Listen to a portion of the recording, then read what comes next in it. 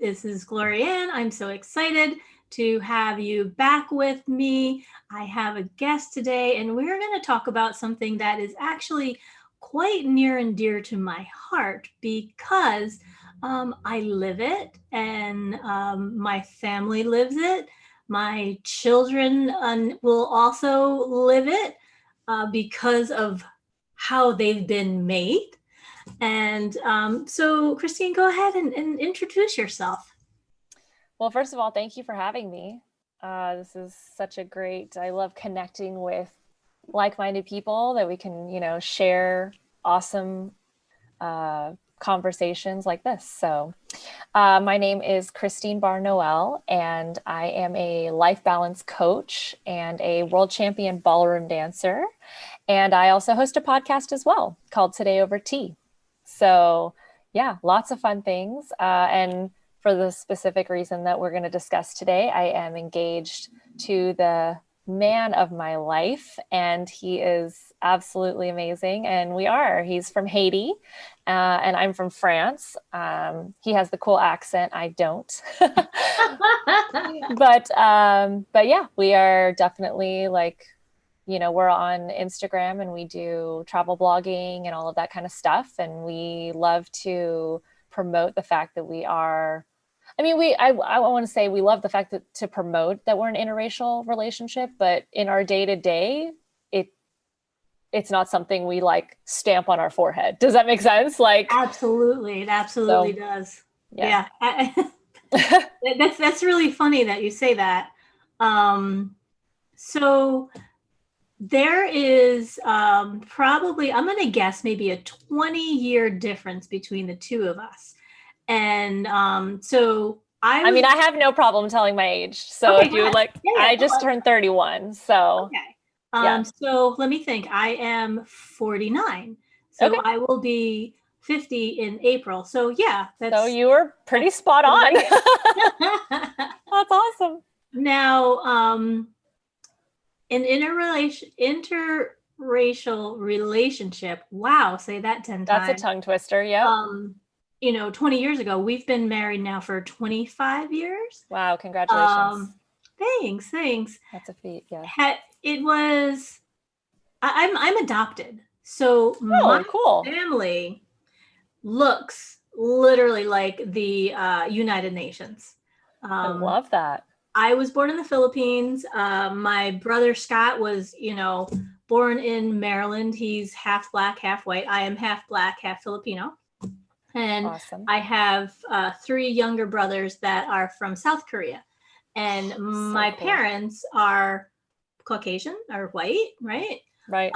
So it's very interesting. So for me to fall in love with somebody that is not the same color as my skin wasn't a big leap. Totally normal. Yeah. Because we all looked different in our home growing up. So this is Misinformed. Yes. This is Misinformed. And I want to hear what you have to share about being in an interracial relationship that people might not understand. Like, what is it a big deal? Is it not a big deal? What kind of things you guys have to go through? Sure. Yeah. So let's just start. First of all, I think to carry on with your theme of misinformed, I think the first thing we need to address is that people who don't look like you don't think like you. I think that is a misinformation. I think we are all human, and we've seen some very liberal groups and different things like that are all about equality and all of that have said, the color of your skin shouldn't matter. We're all on the inside. We're all the same. As cliche as all that sounds, it's the truth. And I think people need to take that more at face value, because I have witnessed firsthand how much not only do I have in common with my fiance, but that he has in common with people who look, sound, act nothing like him. And it's the coolest thing ever. Like right now, we've been staying for a month and a half with a really good friend of ours who is 82, who is amazing, and he acts like, in his late 50s. He was athletic, he was a runner, marathon runner in his time, and he still, does all of the things, hunts, sits in a tree, does all of these amazing things. He dances. That's how I know him, because I was his dance instructor. And he still dances. We just got done dancing today. And him and my fiance Noel, they have so much in common. They can talk for hours. They love similar sports. They love to watch the same things. They love to read some of the same books. And they have 82 and 31. Well, he's 30. And Haiti, John was born in Pennsylvania in the United States, Black, white. I mean, they couldn't be more different. Do you know what I'm saying? They're the same Right. gender. I guess that's about it. Right. But the way that they grew up, the time they grew up in, Yeah. one went to war, one didn't, or went to the military and was around during wars. Like, it's so different, but the things that they have in common is phenomenal. So I just want that to kind of be said, that as much as people know that those people can have similar, it's so much deeper than that. We connect on a human level, So Absolutely. for me and my relationship, I grew up with a father who is native to France. He lived in France for 30 years before he moved to the United States, met my mom in France and everything. My mom is American. And we traveled to Europe every other year, very grateful to see my grandparents so we were very cultural from the start. We grew up in Kansas City, little Midwest in the middle of the United States, but I was born overseas and then we moved here, but my brother was born here, and we just were always moving and grooving. We were always meeting new people and, all of that. And so for me, my parents never gave me the idea that I had to marry someone that was the same color, the same religion, the same whatever as me. Yeah. I could marry whoever I wanted. But also, I think I was more attracted to people who were cultural, and I was around a lot of guys, and specifically, not to stereotype the other way, but if they were white, a lot of times they hadn't been around. They had grown up in the Midwest, or they had grown up, in the United States. They had never traveled overseas. They didn't speak more than one language. They were not, like, I was already bilingual, and so there was so many reasons why my mom kind of always knew I was not going to marry a typical, guy from the US that had just kind of not traveled. Sure. Sure. And I always wanted to be a little bit darker skinned. If I always said I had a baby, I would want it to be mixed. So I think I always gravitated in that way, but at the same time, what was amazing was the first time I met him, he spoke French. Mm-hmm. Like, our first interaction was I knew he was Haitian, so his first language is Creole, and then Okay. French, Okay. and then English. And he danced. We're both professional dancers. So we met at a salsa club. So the first things that I noticed about him was he speaks French and he's a dancer. Like, That his he skin he color has had checked nothing like to do with it. those top boxes for you. Totally. Those were the boxes I wanted to check. Skin color, religion, political view, none of that had anything to do with which is what a lot of people go into.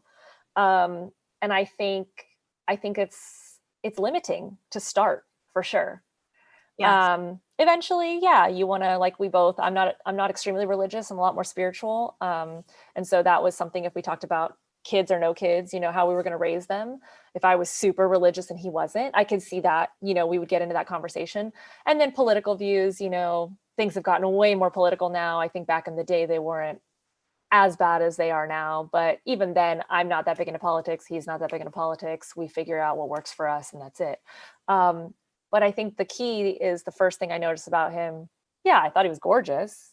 I mean, but he could have been white, black, polka dot, purple. It didn't matter. Sure. You know what I mean? Like, that didn't make any difference to me. So yeah, I mean, I think that's about it for at least the introduction of our relationship, for sure. Sure. Okay. So, Let's see. So that one of the things that I kind of thought was funny, and I chuckled at it. Um, so my husband's family, he's literally probably as white as you can get, maybe. Well, I don't know. Whatever. So his he has this niece who I absolutely love, and she is actually from Kansas, Oh and my gosh. right. So when she got married, and she's like, "Oh, I want to have these cute little babies," Mm. I would tell her, I was like, "Well, make sure you drink your chocolate milk so they have a little bit of a tan." And like we joke about that Oh, still. we do too. My dad, he's already named our kids. We're getting married next year, and he's already calling our kids cappuccinos. And we love that. Like, that's not a derogatory term or anything. We think it's the Right. cutest Right. thing ever. And as long as we're all comfortable in this space with who we are and we're confident in what we feel about each other, everything is all in just love. It all comes from a place of love. Right. Do you know what I'm saying? Absolutely. Absolutely. Yeah. Okay, so as a um, as a white woman, right? Yes. Um, Totally. and and your fiance as a black man, Mhm. when you are together, Yes. how do you feel people um, like Perceive. yeah, what do they think first? Well, so I said we are professional dancers. So Mm-hmm. most of the time when people see us together, we're either at a dance club, so they see us in a dance environment, or they see us at a networking event because we're business professionals. So we're always dressed super nice. And they see us together and they think, oh my gosh, what a beautiful couple. It's very complimentary. They start talking to us and they're like, oh wow, and you do this and you do this. There's this like energy that they're attracted to. Um, and what's funny is that, I had that energy I grew up in a family of entertainers. And so like people have always kind of had that attraction kind of feel, which is so nice because it's great to feel that kind of love. And I gravitate towards other entertainers and things like that when I'm in a group of people as well. But having him join my life in that way, he has so much value in himself and who he is, and as just an incredible man who has a business degree and all of these things that he does, and then he dances, that when we came together, it was like two crazy giant forces that just like it's the whole stronger together thing. It's so true in our relationship. So when people see us, they love something about it, but they can't quite pin it. Like, yes, they're like, oh my God, you dance. That's so cool. Oh, you do this. Oh, he's a videographer. Oh my God, how great. But I truly believe that it's because there's this love of inclusivity. They like to see two people from two different walks of life come together and work so well as a team, and we balance out each other's weaknesses. Because I'm kind of like all over the place and he's cool, calm, collected. Like, we're so opposite in the way that we work, which is great because as a team we basically have the complete package, but we're the same in the ways that matter. Sure. In the places, in the way that we love, in the way that we like to have fun together, in the things that we like to do, those are identical. And so when people see us, I do think that they don't realize what they're attracted to, but there's no hate there. It's all love. Right, right. And it exudes. Yeah. So I know we started talking about interracial relationships, Fun. but this is I just want to stop and point this out. This is what people should look for Mm, when they're in a relationship. When like everything that you have just absolutely. said is what you want, Yes. because that's the foundation to a long successful marriage, and Yep. it keeps, and obviously when you say that you balance each other, I feel that my husband and I balance each other as Yes. well. He's the one that's like, okay, I'm going to just stand here and I'm going to wait until you come back down. Right. Right. Oh, Right? totally. Absolutely. That's so my fiance. Like I've had literally a mental breakdown in the middle of an airport because of a long, a no cliff note version story. And he was amazing and handled it like the partner that I needed him to be in that moment and was phenomenal. Excellent. Yeah, Excellent. totally. So I actually really hope that our listeners will go back and just listen to what you described, because it's really, really super important. Thank you. That your fiance is, um, settled in who he is, or not. You didn't use the word settled. You used, He's he very just, comfortable in himself. yeah, And he's yeah, very grounded. yes. Like he doesn't I definitely can teeter a couple, like I'm pretty solid in who I am and what I think and believe, but I'm still discovering a lot of different things, and I'm very accommodating. And he is the most like, he'll help anyone anywhere doing anything. Like my mom is obsessed. She's like, oh my God, he's so helpful and he's so, caring. But at the same time, he's so solid in what he is and who he is and what he stands for.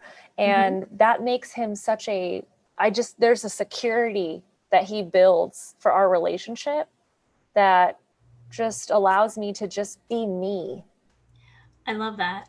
you know? When you were saying that, boundaries came into my Mm, mind, and it sounds like the both of you have really good boundaries about what you're, and what I mean by boundaries, it's yeah, by, yeah, agreements that kind of bind you together. And totally. this is now our total package. And our Yeah. total package is wrapped up in this awesome paper. And, this is what we're going to grow from. Yeah. And as as life goes on, as you do these things, you get married, and then you're married, and, 25 years later, Yeah. and it's like, okay, so what did we build our foundation on? And if your foundation is That solid, part. Yep. it's like, You're good. yeah, we can keep growing, and you can grow to be individuals. It's kind of Right. like, it's almost like a topiary, or, what are the trees that have the winding, trunks? It's like they're I know what two you're trees talking that are about. And they together. grow together. Like the Yeah. money tree is always woven Right. in together. Right. They're separate, but they're together. And when you view it from afar, it's like, Yeah. that's so beautiful and it's so graceful and it works so well together. I mean, Yeah. first of all, I think we need to say that louder for the people in the back. If you have a strong foundation, Yeah. that was always key for me. I will say I haven't had, before him, like I hadn't had a lot of long-term relationships, and it was my Mhm. choice. I chose my career first. Okay. I became, world champion ballroom dancer and did all these things and traveling and all that stuff. And I really couldn't commit, to, not because I had fear of commitment. I just didn't have time to commit, and I didn't want Exactly. to. But I dated a lot, and I was able to know what I wanted and kind of who I was, and found myself through that. And then I got to a point in my life, just around 25-ish, and I was like, yeah, I'm ready for something more serious now. So I was now dedicating part of my life to that. But I already knew what I was looking for. Like I had a very, very good example of a father figure in my life. My dad's amazing. And a lot of people can say, well, that's great because you didn't have daddy issues, but it's crazy because it's like, now how do I find someone as good as him? Like that's its own daddy issue, like I always thought that. I was like, I'll never find someone that's going to be as good as my dad, and that was traumatizing a little bit, and gave me anxiety because I was like, does that person even exist? I'm going to tell you right now that I am like, my eyes are just kind of like welling up with tears, because I can't believe that you're saying these things. And I'm like, You felt the same. yeah, I Yeah. totally I totally understand what you're saying. Yeah. Um, so for women that don't have that strong father figure, what what would you say? I mean, I don't know if we are just lucky. I don't know how many other women are lucky with us. Yeah. What would you? How would I you? mean, yeah, it's true. Like I don't love the word lucky because I feel like I follow a lot of like law of attraction and manifesting, and I believe that, you know, you can create your happiness and not just pursue it. But you're right, you don't pick your parents. So there is kind of a luck in that. I just consider it a huge blessing Yes. that my parents are, to this day, they're divorced. They divorced when I was 12, but they are the best of friends. So you would never know that they're even divorced. So my brother and I really had strong foundations from both sides of my parents to be able to model off of. To those women who don't have those father figures, I think the biggest thing is just you need to respect yourself.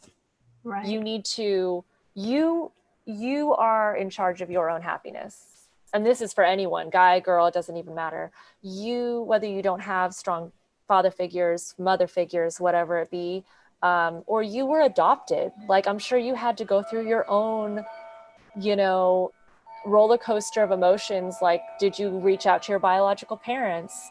You know, you probably have amazing adoptive parents, but there was maybe a part of you that felt that you were rejected, or what happened there. Or maybe you didn't. I mean, who knows? Maybe you were just comfortable in that space.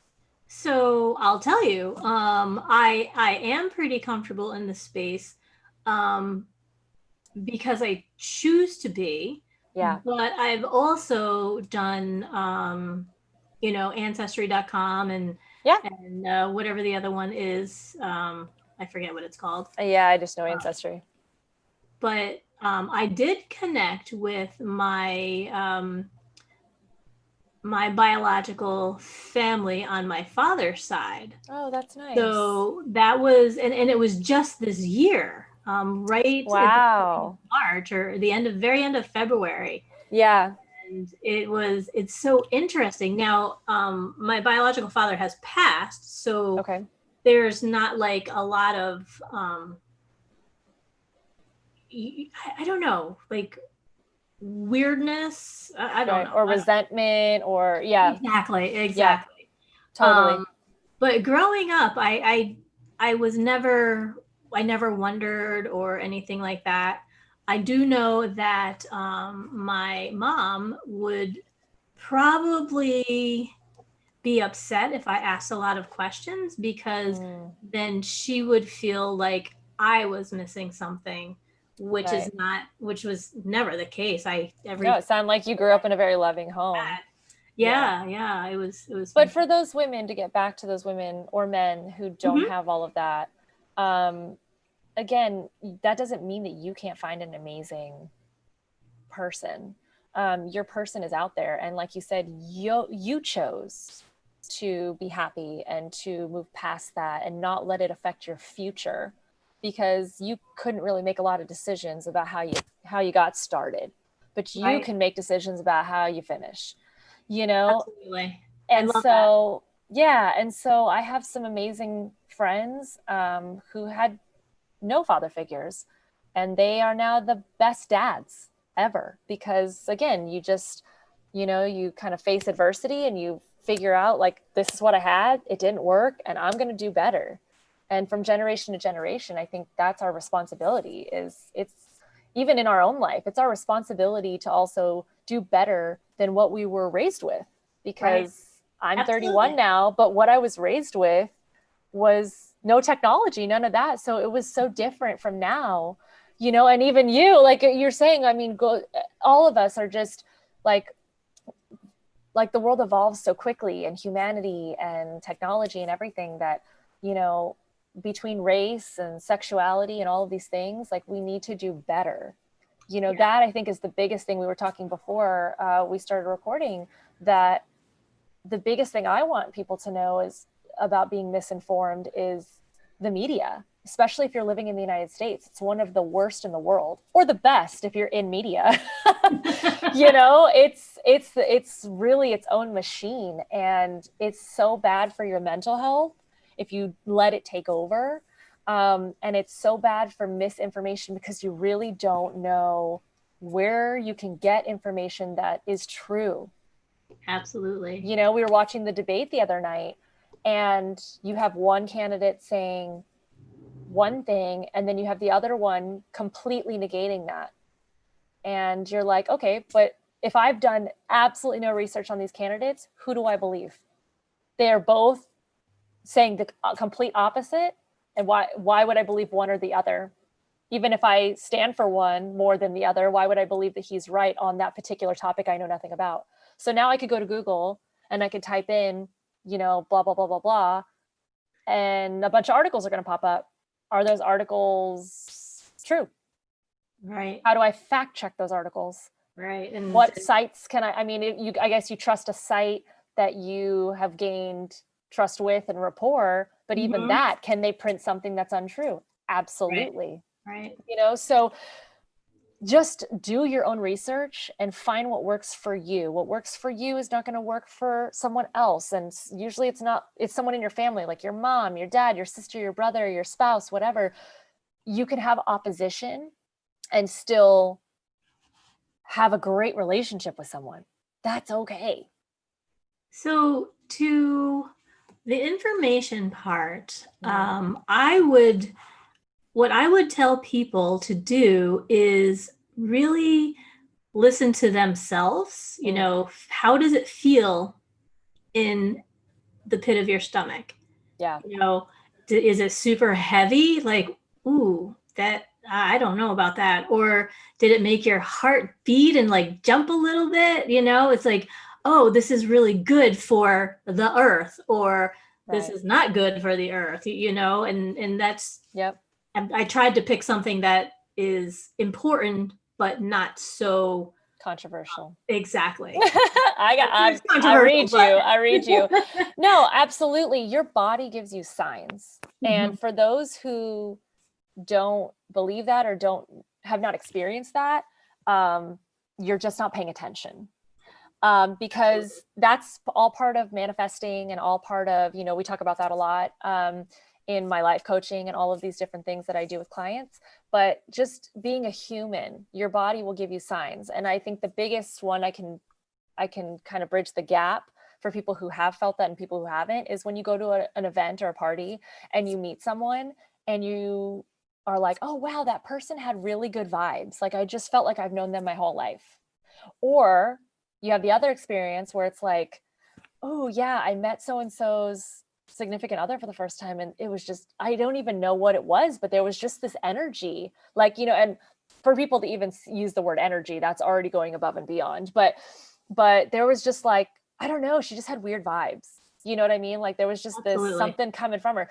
And that is everything is around us is energy. Everything. Money, computers, people, animals, everything's energy, trees. So if you listen, especially to yourself and your own body, like you said, you're going to feel good feelings or you're going to feel bad feelings. And that's the universe or your body telling you to pay attention, you Absolutely. know? So And yeah, it, I literally can't believe you're bringing these things up because I feel like we're just popcorning around and jumping around everywhere, but it all kind of relates to the same absolutely, motto, you absolutely. know, the same mission.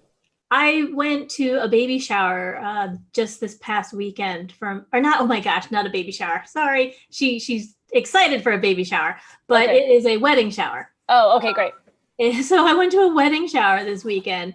It was Hmm. outside. It was so cool. They had Nice. like hay bales set out and Oh, cute. cars. It was so perfect Yeah.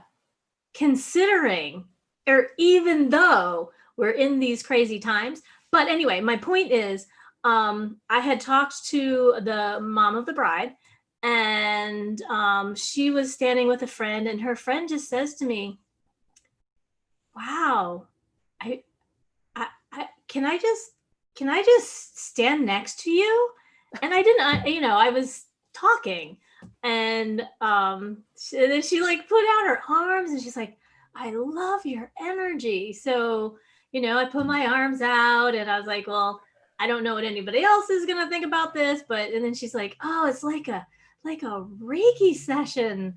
And Wow. it was just so funny that she picked that time. Like nobody has ever said that to me. Right. Oh, and I have no idea who she is. I mean, I guess I'll see her at the wedding. Yeah. But you're so right. When Oh, you know. you are attracted to an energy, it's not what I'm wearing. It's not what Mm-mm. it's not my earrings or whatever. Totally. It's that I'll energy. tell you what it is. So there's two things, your brain and society. Your brain has to justify something. Mm-hmm. It has to know that it's real or feel it or visualize or whatever it is. Your brain needs to know what is going on. So if you feel a vibe or something and you don't know how to explain it, you may just brush it off because your brain's like, it's not important, Mm-hmm. Right, right. right? And I think a lot of people do that more often than they think when there's a red flag or they feel like they're getting sick. That's another thing. And Yeah. they don't address it, but their brain knew it was coming. It just didn't in the moment understand what it was, or it had other things to worry about. So it brushed it off. And the second thing is society. Society has to put everything in a box, right? The society and the brain, they kind of, they're kind of best friends. They kind of work similarly. So it has to, society tells us that, oh, if this person is feeling this way, if this person is this way, it's because they're this. If this person does this job, they do this. Everything has to be stereotyped or in a box or whatever word we want to use. So when you meet someone for the first time, in order for you to feel comfortable speaking to that person, you're going to ask a certain question to start, like, what do you do for a living? Yes. And that person's going to tell you. And based on what they tell you next is how you're going to gear the conversation, right? Yes. You're not going to ask them, oh, well, what do you desire in life? Oh, where have you been?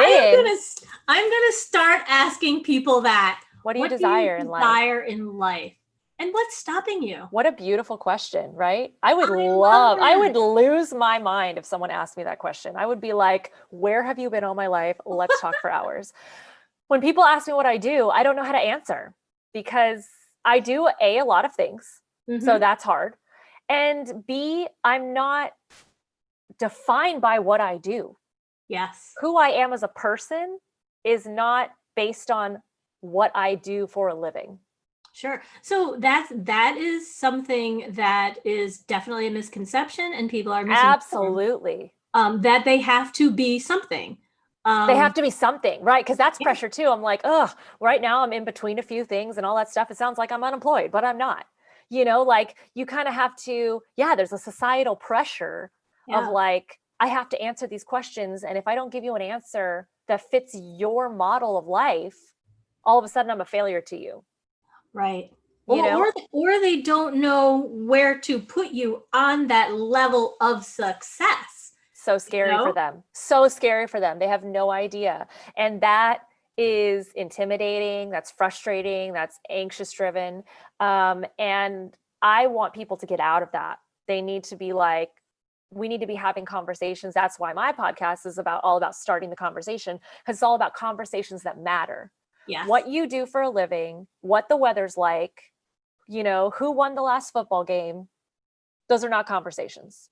Those are filler conversations, right? Oh, That's just yeah. how we pass the time and how we get comfortable when we meet someone at a bar, we're waiting for our drink, or we're at a wedding reception and the bride and groom haven't arrived yet, or we're waiting in a grocery line or whatever. You're just trying to have a conversation that's normal and you don't want to give too much of yourself away because you don't know this person, Right? Oh my right? goodness. They're a stranger to you. So you're not going to give them personal information, right? How dare them get too personal with you.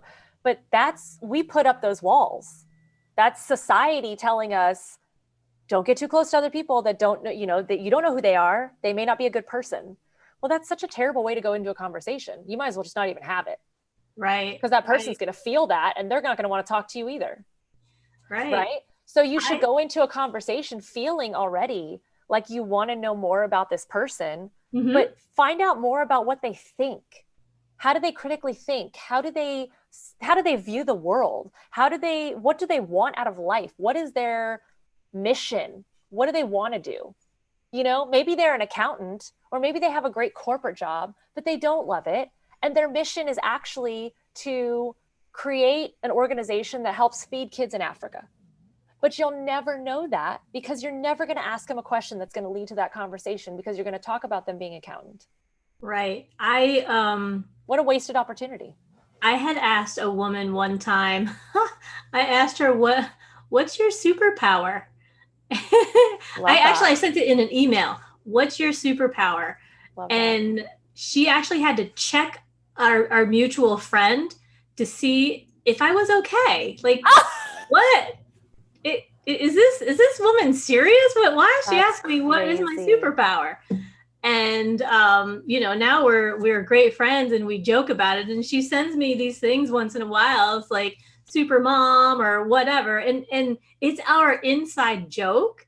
Yep. Not that I'm a mom that has the need to do everything because that's a whole nother thing. Mm-hmm. Um, but what do you desire in life? What are your talents? What is your superpower? Yeah. You know? Love that. Yeah. I mean, because we just have to stop letting society and those limiting beliefs come in the way of how we're trying to communicate with each other, Yes. because it will always just keep us at face value.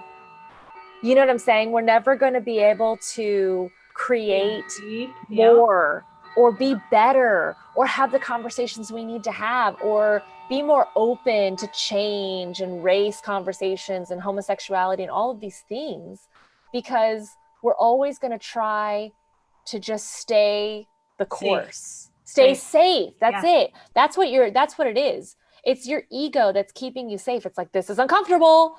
Don't go any further. Don't ask a question that's going to make them uncomfortable. And it's Right. like, if me asking you what do you desire makes you uncomfortable, it's because you've never asked yourself that question. Right. It's because you don't know the answer. And the fact that it sounds like two little kids on the playground talking, right? That's how kids talk to each other. What do you Oh, want to be when you grow up? that's it. I want to be a superhero. I want to be an astronaut. I want to be whatever. And they don't, they're like, well, when you grow up, you'll realize you can't do that. And that's what happens is when we grow up, society puts in all these limiting beliefs. Our ego shows us that we're scared and we start to have Mhm. fear and doubt, and we can't do that. So we're not working from our higher self anymore. We're working from our ego to keep us safe. Right. To And keep us. that's how we end up in all of these different positions, with the wrong partner, with the wrong job, in the wrong city, whatever. And that domino effects into everything we do, into our nutrition, into our fitness plans, into our sleep schedules, all of that. And so then we don't end up being our best version of ourselves, all because society took away our ability to dream. Right. Like, Right. what? You I know what I know. mean? Right. I absolutely know exactly what you are saying. Yeah. And instead of filling everybody up with positive hopes and dreams, we're going to empty from the bottom to make sure that you can never fill yourself up. Right. 100. That's to a T what you just said. Absolutely. Because every grade in school you reach and every level and every year older you get, society is constantly putting into your brain what you can't do now. You are one step closer to now you can't do this. And now you can, and you have to, now that you're a junior in high school, now you have to decide what you want to do for a living and you have to put yourself in a box.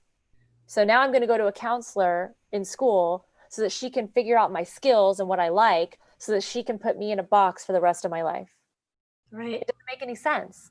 Yeah, you want to start there. You want to get a degree, you want to be a doctor, a lawyer, an engineer. Go to school. Absolutely. Get your degree. I have some amazing friends who are thriving in life. They have masters, doctorates, all these things. But they also do other things. They also dance. They're also, Some of them are artists, some of them create side jobs, some of them are just living their best self in other areas. They have amazing life partners because they find them through all these things. Some of them have kids, some of them don't. It doesn't matter. But you can't allow society and school and all of these things and people around you, and also your family members and your friends, mostly your family members who are above you, who have already lived a lot of life, and they lived it the way that society told them to. So they're scared, Exactly. Yeah. and they're like, well, I know what's out there, and I know that there's no potential to do a different way because they haven't succeeded in that. Or they're jealous. And if you go off and do something completely different, they're like, you can't do that because I didn't do that. I can tell you right now, Right? my daughter is a junior in college, and she always feels that my parents are like, oh no, you need to get something that you can have a job in. Right. Because, Totally. and I tell her, I say, well, you don't have to listen to them because this is how they grew up, and this Mm-hmm. is what, you have to have your meat, your potato, and your green beans. Yeah. No, nobody's ever thinking of any other, an Asian dish, or a Middle Eastern dish, Right. or Yeah. Creole dish. It's Right. How always, dare you bring an Indian curry to Thanksgiving dinner? or, Who the heck are oh my you? goodness. I Right? Yeah, there's more. I tell my mom all the time, there's more than one way to cook a turkey, and it can all come out tasting great. I actually did try to make a different green bean casserole one time. Yeah. Ah, you would have thought that Thanksgiving was Was ruined. ruined. Right. How dare you break tradition? How dare you do something that's so different? Right? Oh, How dare you? But how do we keep growing and evolving as humans and actually live from our higher self hmm, if we don't push ourselves? Once exactly. we get to that level of uncomfortableness, we stop, right? And I don't want to say we because I'm definitely not trying to live that way, and I know a lot of people in my life that are not living that way, but as a society and as a human species, we tend to get scared and live from our ego, and we have to stay comfortable, right? And growing means that you're going to be in a different space, which means you're going to have to either learn new skills or Hmm. you're going to have to start thinking differently.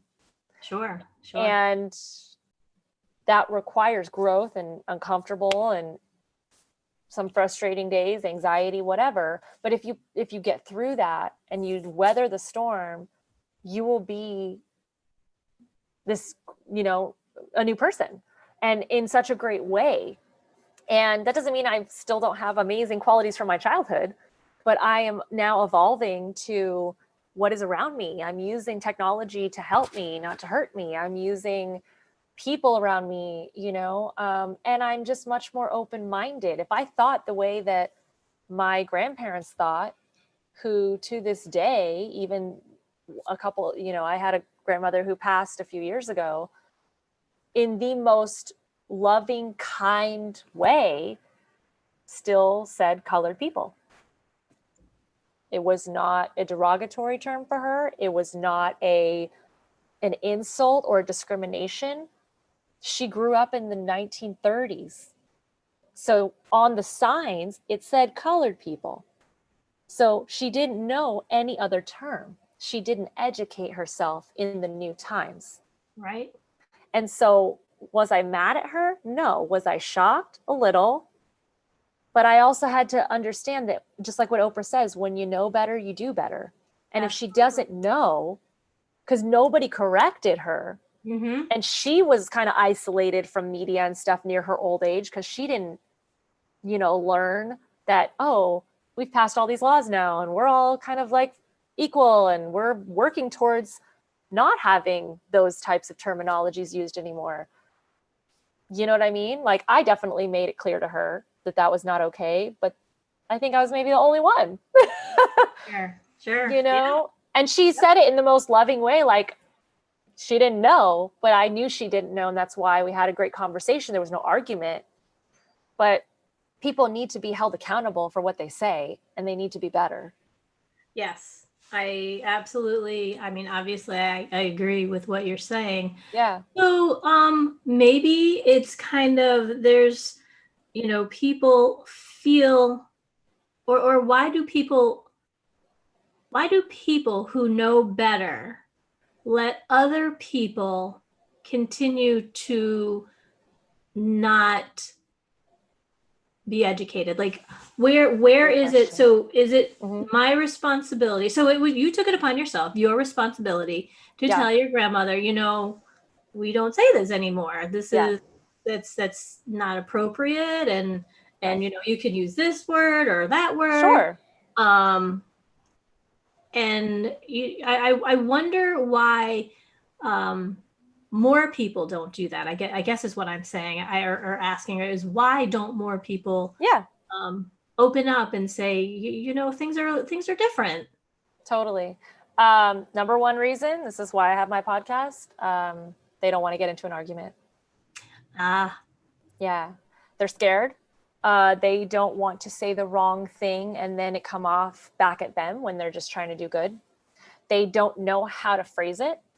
mm-hmm, Um, those are, I would say, the top two or three. For example, I have in my family a lot of people who are like that, who just don't feel the need to express. They are extremely liberal and with the times and equality and all this stuff, and then something gets said and they don't hold someone accountable, and I'm like, but how come? Like, where did that come from? Because you don't believe that. And they were like, yeah, I was shocked when it was said. And I'm like, run with that, use that fuel. Here's A, B, and C of how you could have addressed that and made it very productive. The yes, conversation has to yeah, be productive. And that is like to a T what we do on my podcast. Like, we have a topic, we address it, we discuss how it can be properly discussed and how we can move forward. And there's like a call to action at the end. And that you need to, like, we're in 2020. There is zero excuse for someone to say something offensive and not have someone in their circle tell them in a very nice way, in a very productive way, that's not okay. How can we do better? And if we need to have a conversation about why you think this is true, because I think not a lot of people are going to say, oh, you're right, I'm so sorry, I didn't mean to say it that way, this is how I mm-hmm, meant it. You're going to have maybe a percentage that are going to say that, but I think it's going to be less than 50. Then you're going to have another percentage that's going to say, no, I know what I said and I meant it. woo. And that my friend is the hard one. Because if someone is uneducated and it's just coming from ignorance, they just Mm-hmm. don't know, that's an easier conversation to have, because you're educating and you're like, listen, this is my circle of people. I understand that maybe you're not in that. I'm just going to give you a heads up. This is not something you want to say in public. This is how you should address that. And this is what we're discussing these days. Okay, great. But someone who is intentionally saying, no, that's the word I choose to use, you now have to have a different conversation with that. Even if they don't feel like they are, you can use the heavy words, which are homophobic, racist, all of those things. If you're making those comments, you are.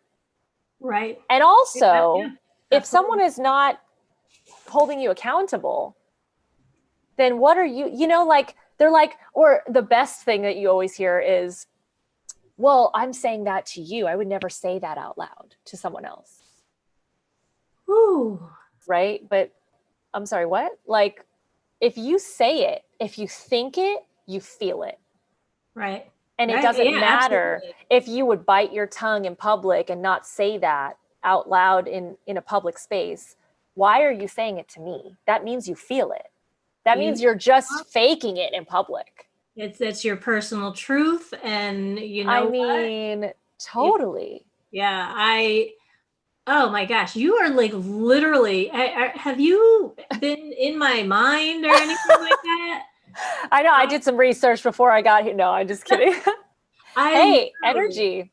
yeah, yeah, I Yeah. literally have a friend that I just unfollowed, and no, I Mm. unfriended. I didn't even unfollow, I unfriended Oh, because I that's the was extra step. so mad, because here we are, everybody is trying to be um, aware of racial differences and tensions and Yep. trying to make amends Yes. to Black people.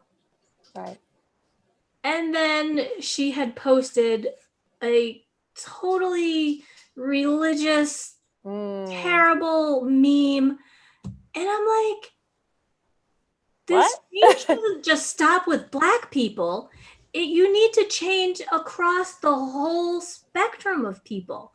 Yeah. And I was just, Don't ah, you love when people get religious too?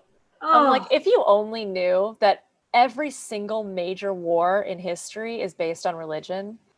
And religion, as much as everyone says, oh, come together, God, and all this, like, I pray to God and I believe in the universe and all that stuff, but I'm sorry. Religion to me tears people apart more than it brings people together from what yeah. I have witnessed Let's and what I've let's seen. let's cover that one on Oh, totally. We can't even get into another that because that's session. a whole nother thing. That's a whole nother thing. But everyone has to find their own thing. Again, it goes back to what we're talking about. You have to find what works for you. If Absolutely. you feel that you need to be super religious to feel guided, then do that. That is your journey. And if you feel like you don't, then don't do that. But you cannot feel like you're doing something to please society or to please your family. Correct. You have to do what's good for you and you have to stand up for yourself. Yep. You check your own boxes. Absolutely. It's And make like, a few of your own if they're not on the paper. you know how you make your packing list, Yeah. right? Oh, totally. And so as a parent, I actually pack for my kids first, and then I pack for myself. Mm. And it's like, well, are my kids' things going to go into my own suitcase? So I don't have what I need? Mm. No. I have what I need packed, and the kids each have their suitcases that they carry themselves. Oh, that's such a You know, gorgeous I mean, metaphor. they were little suitcases when they were little. Now they have regular adult sized cases, Right. but I didn't take my stuff out to put their stuff in, Right. because that's not what parenting is about. That's not Nope. what letting kids grow up to be their own selves is about. Yeah. Um, That's beautiful. yeah, it's just like all these different things pop, like these visuals pop into my mind when you're talking. Yeah. And I like to share them because it takes it out of the controversy. Right. And Because if I just everybody can relate to the suitcase metaphor. yeah, 100%. And then when you look at it that way and you're like, but now why are you choosing this? They can't have a response for that because I have to see that they're in the wrong. And again, it's not for me to point out like I'm right, you're wrong. It's not an I'm right, you're wrong conversation anymore. And that's where I think people need to see the disconnect as well. Is mm-hmm, that back in the day, maybe it was an I'm right, you're wrong conversation. But now there's no I'm right, you're wrong. We are all on the same side. We are all on the same planet. We need the same resources. We're run by the same governing system all over the world. Where no matter what country you're in, even if you're here, there, we're all affected. If the world implodes, we all go with it. right, There's not one person that's yeah. like, well, I was right, I get to stay. No, that's not how it works. Right? Nope. That's not how it works.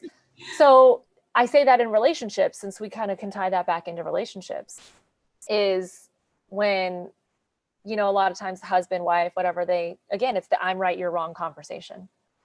And I will tell you that that person who is so proud to be right and win the argument, you lose. Yeah, Because if one person wins, you both lose. Because absolutely. you are a team. Mm-hmm. And if one person wins, you don't move forward together.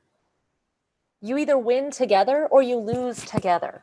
But you can't have one person win if you're a team. Exactly. So to bring the tree back in, Yeah. the money tree that's woven Uh-huh. together, if one of those trees isn't it gets sick and dies, they're still together, and then it's like only a matter of time until the other one Right. succumbs to the same plight. And it's Right. like, well, let's grow together instead of Die together. right. Yeah. Let's keep growing and reaching for the sun and be energized and share this energy that we're getting, share the resources, the water, the sunlight, all of that. Absolutely. Absolutely. Yeah. I have one question for you, if you don't mind. Sure, go ahead. Since you have interracial children, Mm-hmm. I will be having interracial children, which I'm Okay. very excited about. Um, what do you feel has been the biggest challenge, if at all, maybe you Sure. haven't, um, in raising interracial children in today's world? So my daughter is very outspoken, and she will tell you what's on her mind. I love that. And when she went to school, it was, you want to have your kids join clubs and meet Hmm. new people. So she, well, do I join the Asian club? Do I join the Yeah. African club? Do I join, I mean, people, she looks like she's of Mexican descent, and people will come up to her and speak Spanish. Oh, wow. Luckily she speaks some Spanish, and it's like, oh no. When she was hanging out with her Asian group of friends, they were eating Korean barbecue, and she's like, oh my God, I love this. And they were surprised that she had eaten it Right. before. And then she was like, I, I'm a quarter Asian. Yeah. And so she was never enough of something to belong. Fully belong. Yeah. So I had to tell her, you don't belong to all of those people. You belong to yourself, Amen. you know? And wherever you fit, wherever you put yourself. Hmm. And it's not like that box that you have to be all Asian, you have to be all Jewish, you have to be all whatever Whatever. whatever those Yeah. all of the clubs were. So she chose to do more of the art things, the things that didn't Require you to check a box. exactly, exactly. And That's I awesome. know for myself, when I was applying to college, I had choices of white, Native American, Black, or Asian. And I thought to myself, all right, well, That's I have terrible. okay grades, but I don't have Asian kid grades. Asian kid, I was about to say. Yeah. So I better check Black, but I am going to tell you, I was so pissed that when I did, it was a scholarship, my minority scholarship, Hmm. and I knew I picked Black. I wrote about an Asian movie. And I was like, you Oh, know what? You're not going to put me in a box. amen. And, that was my kind of rebellious way of saying, I'm this and I'm this. And you Mm, can't make me just one of these. that's it. Um, The United States is one of the only countries that has you check your ethnicity on an application form. My fiance came from Haiti and was like, first time he had to do that, he's like, what does this mean? Like, he's like, I'm not Black, I'm Haitian. And then everyone else around him was like, oh, you're in this country, you're Black. Yeah. right, right. Yeah. So So now they have, I guess, Island Pacific or yeah, something so on there. there's Island Pacific, which I'm like, okay, well now I need a map. Do I Well, that's the thing. qualify Like, as but and again, my Pacific whole thing Islander? is, why does it matter? Right, How? it doesn't Because I will matter tell because you the only reason they would use that information is, and I've heard this done before by friends of mine that work in the tech world and corporate and all this stuff, and they say when they look at a person's name and they don't have a picture, if they don't have that any of those boxes checked, it could be a very white sounding name, but they have to know they 100% discriminate on hiring based on what box you check, because yeah, they need to put you in a box, and they need to know what color of your skin is and who you are and what your education level and all these things. And as far as I'm concerned, if you're right for the position, you could like be purple. you could be purple, I don't care. Exactly. I need to know what your name is. I need to know maybe how old you are, because, depending on if I want to keep you for a long time, if you're 80 years old, maybe I won't get to keep you, I mean, that would be the only reason. But even that, if you come in and I talk to you for 30 minutes to an hour, and I feel like you're qualified for the job, and you show me a portfolio of your work, then why would I need to know what color you are and what your Exactly. education level is, And I've had another friend who is in graphic design. He said, we're having an issue in hiring because on our applications, it says it requires at least a 2-year, or not a 2-year, like a bachelor's degree, Mm-hmm. right? Which I guess is 2-year, right? 4. Oh, That's 4. 4-year, right? And associates is 2-year. So it required a bachelor's degree. And he's like, but now, because of technology, we have people creating incredible graphic design, and they're completely self-taught on YouTube. And they just sit in their room for hours and they create all these things, and they're better than the people who go to school for 4 years. Who have learned to check all the boxes. Who have learned to check all the boxes. So they said, how do we adjust that? Do we say you don't have to have a degree? We just need to see your portfolio? Like Right. and this was 2 years ago that I had this conversation with that friend, and he worked at a Mhm. very high-end graphic design firm. And I'm curious now, I should follow up with him to see what they decided to do. Are they hiring those people that have no degrees? Because why would that person who has even better skill than the person who went to school go into all this debt and waste 4 years of going to school when they have the skill? And they Right. could get a job, but that's terrible if they're being discriminated against because they don't have the education that the company thinks is appropriate. Right. Yeah. Our It's generation is pushing those boundaries, absolutely, Yeah. absolutely, and I feel that particularly in the arts, Mm. that's not something that you can teach. Nope. You can't teach balance. You can't teach. I mean, you can teach color theory, Oh, but sure. you can't. But You you're going to can't find the ones teach who have the harmony. natural affinity for it. Yeah. Right. Yeah. Right. The Right. talent, the skill is there, especially if you can be self-taught. Are you kidding me? Clearly that's some kind of a prodigy, that someone is destined to do that, in a certain Yeah. way. Again, you're in my head. I have one of my younger brothers. Yeah. He is self-taught on everything. I don't even know that he has any sort of college degree because, all of his life he was labeled as learning disabled, Oh, and it made me mad because I was like, stop. That right. doesn't help him raise up. That doesn't help him find his place No. and find It's like putting an himself. anchor on his leg and then saying Exactly. swim to the top, when in Exactly. reality he could probably swim to the top like anyone else. He is an amazing photographer. Oh, I And love that. he is just, he blows my mind. And, I'm like, oh, can you fit me in? I need some photos for my website. And he's like, Love. okay. That's But, you awesome. know, it's again, here we are saying that, well, you don't meet this criteria, so now you are unable. And not only are you unable, but you are now disabled, which means you can't do it. And it's like, no, Can you believe that? The no. limiting beliefs that we don't create ourselves, and then all of a sudden someone tells us that you are this, and now for however long that sticks with us, we're just spending our adult life just removing all the crap that society has put on us so that we can actually live to be our higher selves.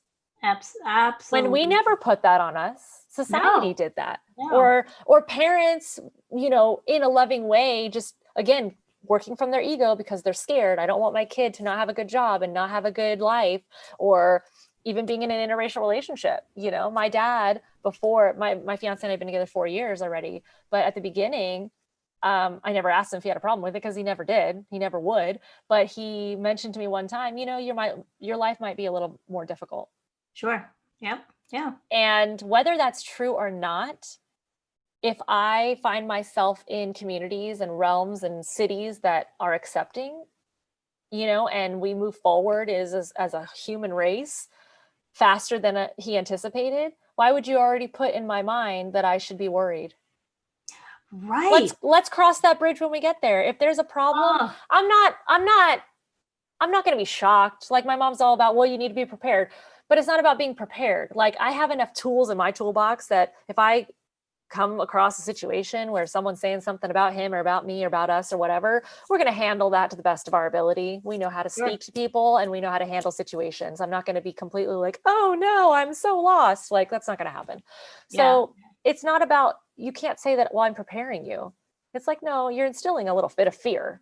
Yeah. And that, yeah, with the whole law of attraction, it's like, no, well, I'm exactly. not Because if listening you're already to putting that out there you. and you expect your life to be harder, then you're going to be completely right. Your life's going to be way harder. Because you're looking for that. Oh, yep, that was hard. Yep. You're right. That That's was it. hard. Or, oh, that just happened. Do you think that's because of that? You start to get like, you know, solving crimes kind of thing. It's like, oh, that was probably because of that. And if you never had that belief in your head at all, then you would never see that. You would glaze over it and you'd be living a nice, happy life. And I'm not talking about being ignorant. I'm not talking about just not being aware, right? Because Right. I'm very Right. self-aware. I'm very aware of my surroundings. But I also pick and choose what I give my attention to. And the Yes. more negative things you give attention to, the more negative things are going to come into your life. That's just basic law of attraction 101. Absolutely. And so if you choose to see that your life is going to be full of love because that's what I'm putting out into the universe. So when people say, do you have a hard time as an interracial relationship? I'm like, no, we don't.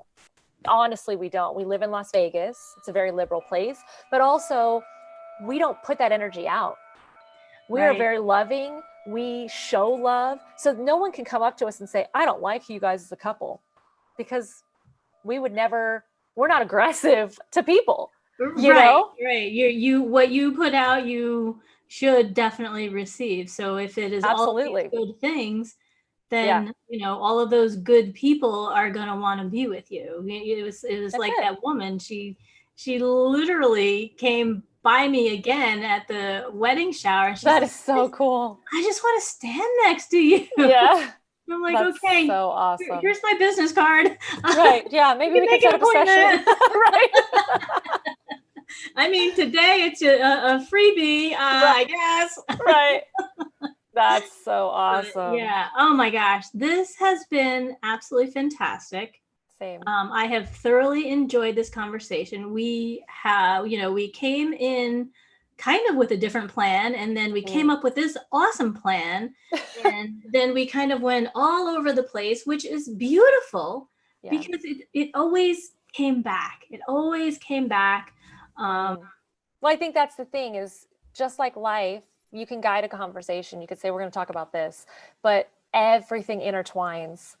And when people try to compartmentalize, I think that's maybe the moral of the whole thing right here is when people try to compartmentalize everything and try to have a plan, you're yeah, trying to control too much. The universe needs some freedom and some space.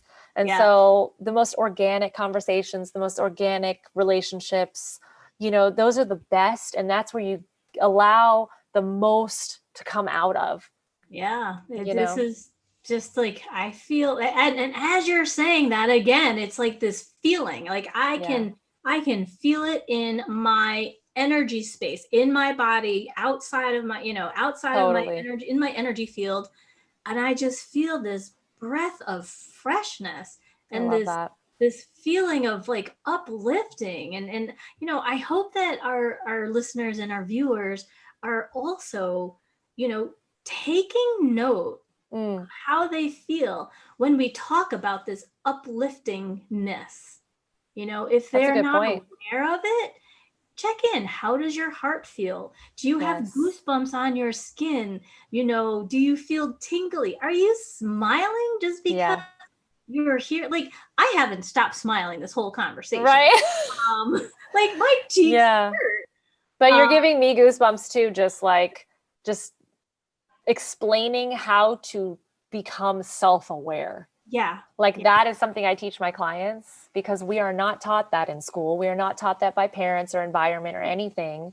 The few lucky ones, again, that word, but that do their own research, discover how to tap into, your higher self and those heartstrings. And when you yeah, become self-aware, I mean, it's like you gain a third eye.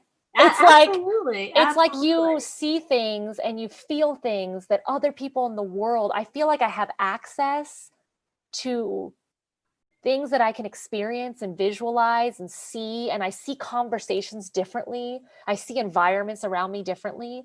When I Yes. could talk to people and they're like, oh, I'm like, yeah, did you see that? So, oh, I didn't even notice that was there. Of Yes. course you didn't. Yes. Like, Yeah. I mean, and not to say it like that, but just look around. Just look around. Let's get off the phones, people. Like, become self-aware of what's happening and be present in the moment.